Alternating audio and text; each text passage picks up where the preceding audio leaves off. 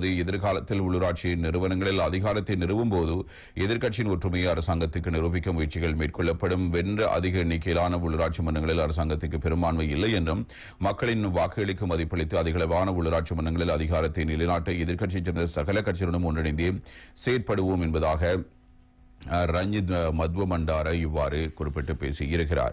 இதே நேரம் நாமல் ராஜபக்ஷ தெரிவித்திருக்கிற கருத்தும் இன்றைய தினம் நாளிதழ்களில் வெளியாகி இருக்கிறது. அந்த பத்திரிகையில் இந்த செய்தியை நாங்கள் இவ்வாறு காணலாம். அதாவது போட்டு ஆண்டுவாக் பிஹிக்கிரேமே பலவேகிய மெவரம் எத்திவர்னின் எரமுனா என்பதாக இந்த செய்தி இவ்வாறு தரப்படுகிறது. எனவே நாங்கள் இதுதான் எங்களுடைய ஆரம்பம் என்ற அடிப்படையில் அவர் ஒரு கருத்தினை முன்வைத்து பேசியிருக்கிறார். இங்கிருந்து நாங்கள் ஆரம்பிக்க போகிறோம். எனவே மக்கள் மத்தியில் எங்களுக்கு இருக்கிற செல்வாக்கு அதிகரித்திருக்கிறது என்ற வகையில் நாமல் ராஜபக்ஷ இந்த கருத்தினை முன்வைத்து பேசியிருக்கிறார்.